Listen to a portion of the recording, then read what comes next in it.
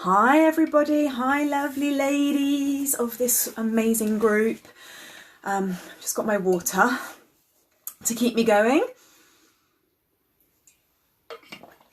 And I will just wait a moment to see who jumps on, if anybody's going to join me live. If you are watching this on replay, please comment below. Let me know that you have watched this.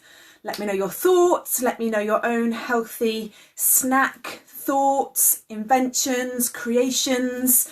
I'd love to hear from you. Let me know of anything that I'm going to share with you today, what resonates with you most. Let me just swipe. I've just got a couple of notifications. Let's get those out the way so they don't distract me. So yes, just let me know. This was what you voted for, to talk about healthy snacks. The poll is still up there for the next, for me to plan the next few lives. So I'm going to leave it active for another week or so. So if you haven't yet voted, it's right at the top of the group. So please just post your vote, or indeed you can comment in the comments below if there's something in particular you would like me to cover. And I think if I set it up correctly, I'm not going to swear by this, but I think I set it up so that you can add to the poll options as well. So if there is something you would like me to cover, let me know if it's not on that list, and I will make sure we get that covered as well. Hello there, whoever has jumped on. I'm sorry. Oh, it's Alex. Hi, Alex. Drop me a hello if you are joining me live. Let me know where you're joining me from. Let me know what you're struggling with regards to snacking, if you are. Yeah. Right, let's get on with this. Okay, so first off, let's talk about snacking, okay? So there is absolutely nothing wrong with having snacks between meals. It's a case of making sure that, firstly, the meals you are eating are appropriately balanced. So they're including proteins, healthy carbohydrates, healthy fats, and plenty of fruit and vegetables, because all of those things will help to keep you satiated. That word basically means helps you keep fuller for longer, and helps you not have those sort of dips and troughs in your energy levels, which sometimes lead us to reaching for the unhealthy snacks. So having really well balanced meals is a great starting point. I'm not going to talk about that today. We can talk about that another time if people would like me to. So again, let me know in the comments below if you're watching this live or on replay. Let me know if you'd like me to talk about what a balanced plate should look like from a meal perspective. But if you're getting your balanced meals right, then snacking is not an issue. And the great thing is, if you're getting your meals right, then you're not going to have that sort of hangry moment that we often get if we haven't got our meals in balance. So when we hit that hangry stage, when our blood sugar has dropped, we tend to find we get a little bit agitated, we get shaky, and we need sugar. Our body is telling us it needs sugar. It needs carbohydrates. Sorry, another notification, popular at this time of day, obviously. So yes, our body is telling us that our blood sugar level has dropped and we need to get some more sugars into our system. That doesn't mean we need to be reaching for biscuits and chocolate and cake. However, that is often what we do when we get hangry, when we've allowed our blood sugars to drop too low.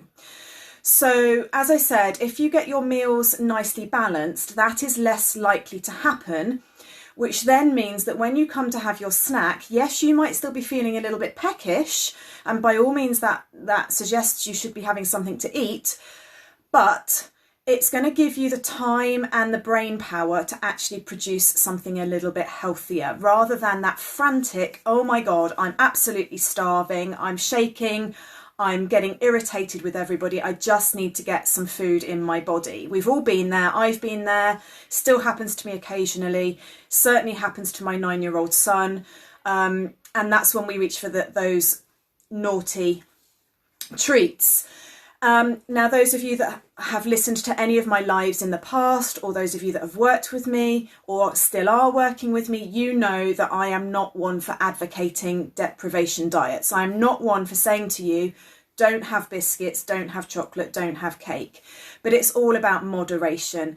And we all know that if we get to that point where we're absolutely starving, we're hangry, we don't have one biscuit or two biscuits. We have 3, 4, maybe even 5 biscuits, or all of a sudden the whole pack's gone. Who knows?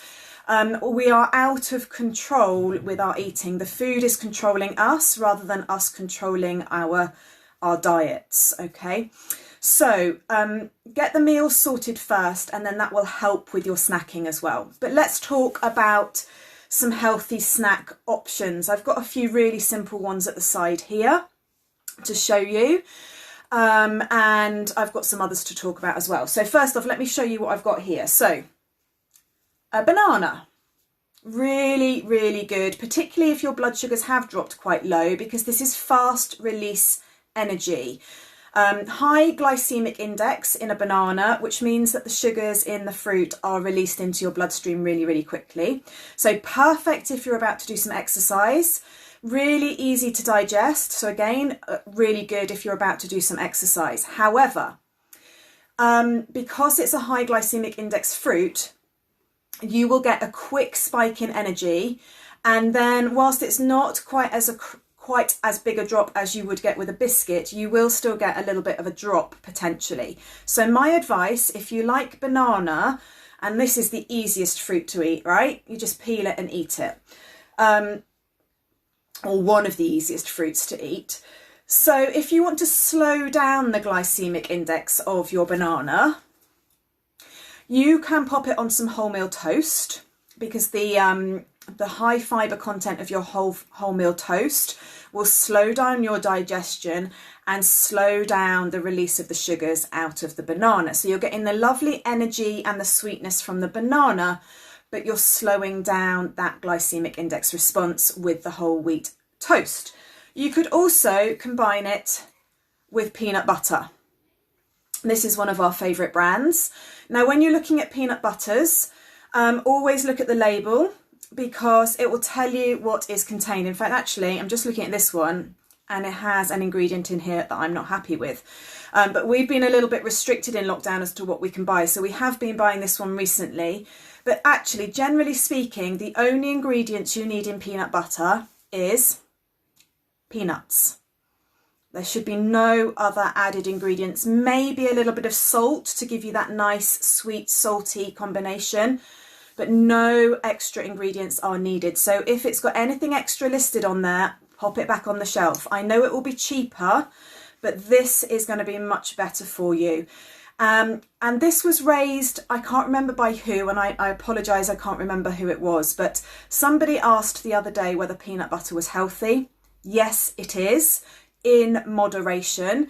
It's a really high calorie food because it's high in fat, but the fats that are in peanuts are healthy fats. So they are a good thing to incorporate into your diet. Lots of lovely vitamin E in here, which is great for your skin and your hair and your nails. And yeah, and it's a healthy fat. And you can balance this out. Again, I love to have this on wholemeal toast. I often combine the wholemeal toast, the peanut butter and the banana, and then I've got a really great meal. It's a great breakfast, a good start to the day, but also a good snack as well. So peanut butter is one of my go-tos as a snack. We get through loads of this in our house, not necessarily this brand, but we get through loads of peanut butter. You can also combine your peanut butter with apple. So chop your apple up into slices. I did this the other day and I posted it in the group. That is a great, easy way to snack. And it somehow, the crunch of the apple is really satisfying, a bit like when you have a crunch of a crisp. It's a really satisfying noise and feel in the mouth. And you're combining it with a slightly salty peanut butter, which again gives you that sort of crisp-like experience. So if you're somebody who particularly likes crisps, something that's a little bit salty, like a peanut butter, is going to help with that. So these two are great combined. I haven't got any, but you could also combine peanut butter with celery. So literally, like, you know, put it in the inner bit of the celery. It's great on dates, and again, dates are a high glycemic index food like your banana, but the peanut butter will slow down the release of those sugars. I quite often like that in an evening, so I'll have 2 or 3 dates, put a little bit of peanut butter or almond butter sometimes into the centre of the date, and that's a really nice sweet treat that is better for me than chocolate, for example.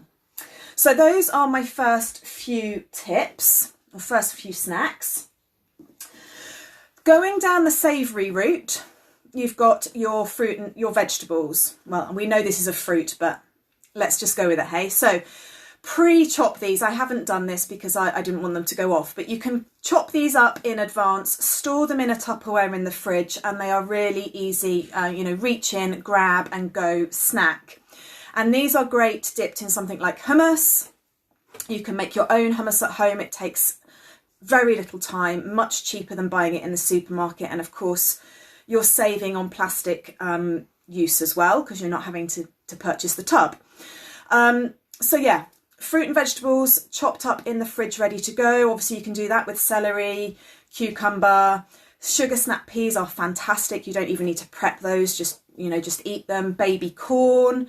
Anything that takes your fancy, but have it prepped in advance if you are somebody who finds they can't be bothered when it gets to snack time. Do it in advance. It won't take you very long.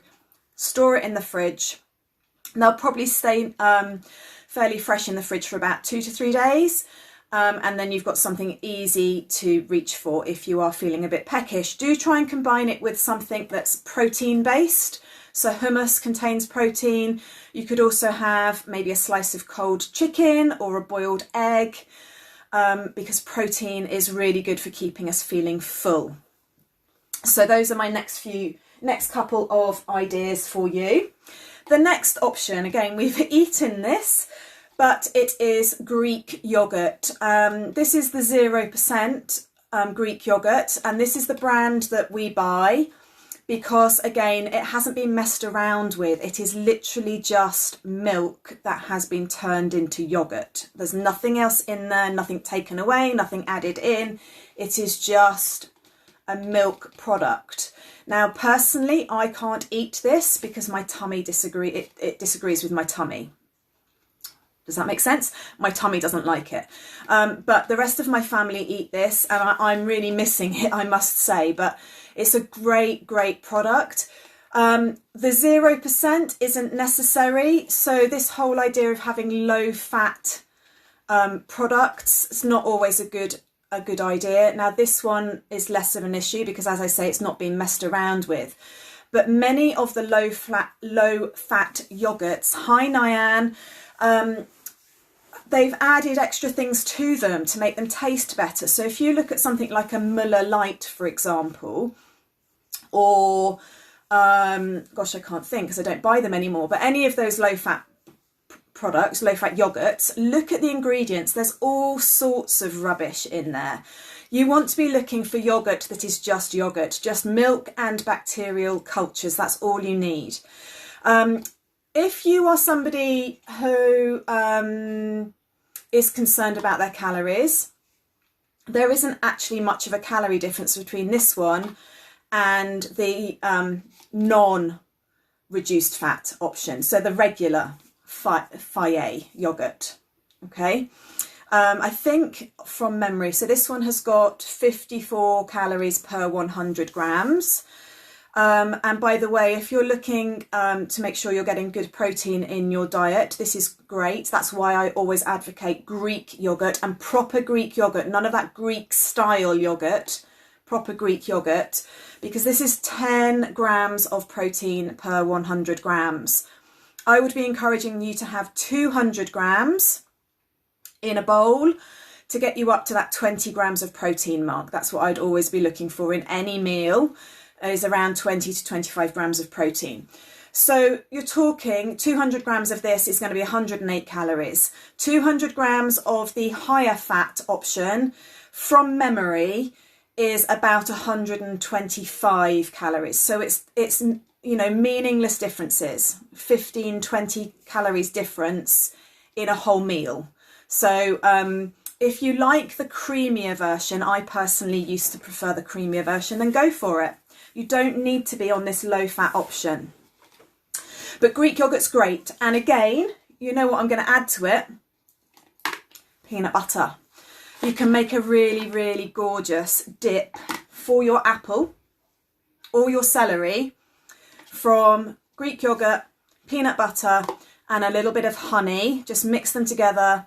Try and keep the honey as little as possible, but mix it to add a little bit of sweetness, and then dip your fruit into that. And that is one of Charlie, my 9-year-old's absolute favourites to do. We used to do that quite a lot. We haven't done it recently actually, so that reminds me I need to do that again for him. So there you go, that's another option. This on rice cakes, sorry, another one that's just come to mind. Peanut butter on a rice cake is a great option as well. So I've referenced cooked meats. They are great to keep in the fridge as well. And again, you don't need to buy that from the supermarket. You can cook up a whole joint and then just keep it in the fridge. And, you know, even if you take some sections off, prep that in advance so that it's ready to go. And then you can reach in the fridge for your pre-prepped chicken or ham or turkey. Tuna is another great option, really high in protein and low in calories. Boiled eggs, you can cook those in advance and they will last in the fridge for anything up to 5 days, particularly if you keep them in their shell.